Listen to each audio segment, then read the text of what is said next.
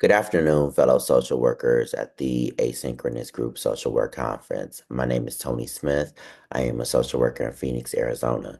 Today, I will be presenting a proposal to you about the effectiveness and the impact of psychoeducation groups on a vulnerable population in Maricopa County.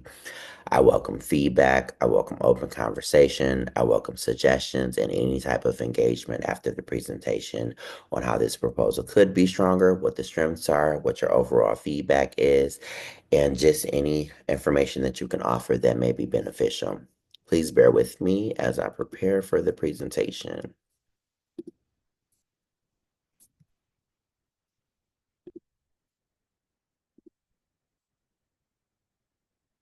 Just before we get started, I want to put a disclaimer out there. All photography used for demonstration purposes in this proposal are original photos taken by me as a street photographer. Proposal summary. Spread love. The population that we'll be discussing throughout this proposal are homeless adults in Maricopa County, those with undiagnosed and diagnosed serious mental illness that are not in treatment. The purpose is to cultivate healing, symptom reduction slash management, create support, and reintegrate into society. The treatment group type is psychoeducational. The rationale for the need for psychoeducation groups among homeless individuals, specifically in Maricopa County, comes from the lack of access they have to adequate mental health care. There's a high probability of homeless individuals having a diagnosis with psychotic features for conditions such as schizophrenia, among others. Homeless people are likely to be victims of crimes, and on reverse, homeless individuals often commit crimes due to their survival needs and untreated mental illness.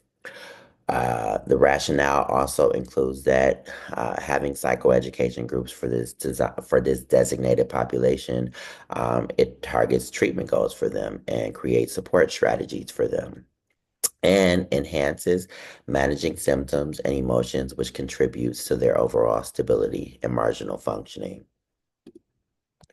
The social work intervention that's going to be founded in the psychoeducation group is a cognitive behavioral CBT model. CBT is a widely used, well-known, very successful, very popular intervention among people with mental illness. CBT helps patients identify stressors and triggers. It enhances understanding of mental illness, supports reframing negative thoughts, which goes hand in hand with symptom reduction slash management. It promotes problem solving, promotes use of coping skills, and improves psychological functioning. CBT can be very solution focused. It can help you identify the onset of a problem.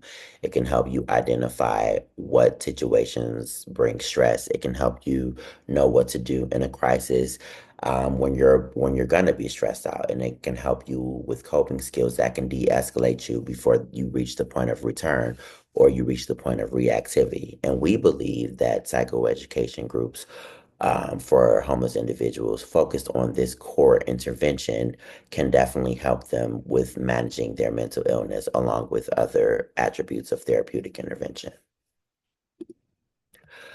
We will evaluate the success of the group evaluation by participant engagement.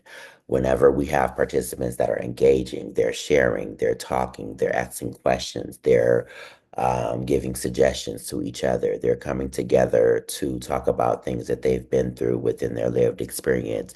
We feel that that is a success. Consistent attendance. If we see the same members coming and we see new members coming and they're staying throughout the group, we value that. We see that as success. And on the flip side of that, if we see members coming and then we see them not showing up and then we don't see our numbers growing in terms of group participation or group attendance, rather, we will know that there are some modifications that need to be made.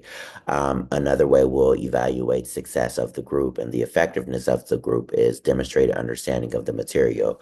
Each group is going to have a handout, and the handout will focus on different core areas in regards to mental illness. So it could be on the cycle of anxiety, it could be on the cycle of grief, it could be on depression, it could be on a growth mindset, it could be on boundary types, it can be on. So the groups are going to be focused on different things within mental illness, different things that correlate to stress, different things that correlate to um, enhanced symptoms, different things that correlate to stressors in terms of relationships, like boundaries and not having boundaries, things like grief that can prompt anxiety and stress and things like that. So, whenever participants can demonstrate an understanding of that material that we're going to be going over, we will evaluate that as success. Observe utilization of coping skills slash techniques. So, in order for us to successfully institute these groups, the goal is that these individuals will be in treatment, and in treatment, this will be a controlled environment, and we can gear the group towards individuals that one are homeless or unhoused and do have serious mental illness, and their symptoms are impacting them from gaining stability, connecting to supports, getting jobs, or just functioning in society. So we'll be able to, with them being in treatment, we'll be able to monitor their success. And we'll be able to monitor a reduction of symptoms. So that's how we'll evaluate the success or the lack thereof of the group. Community collaboration.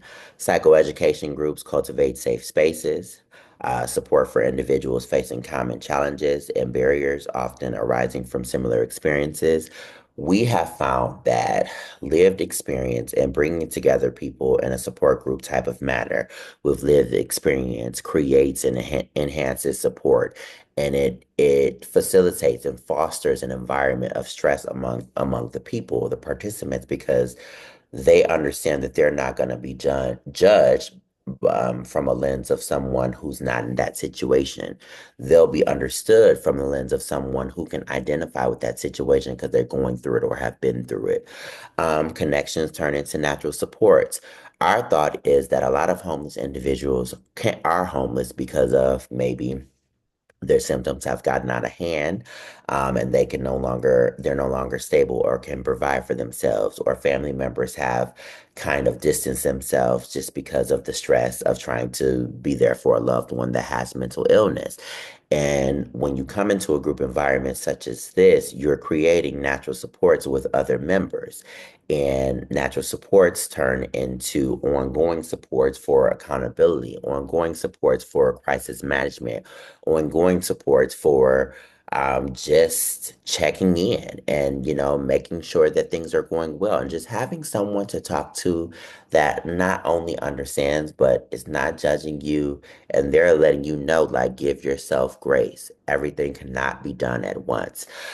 Development of essential communication skills. Psychoeducation groups can help foster communication skills.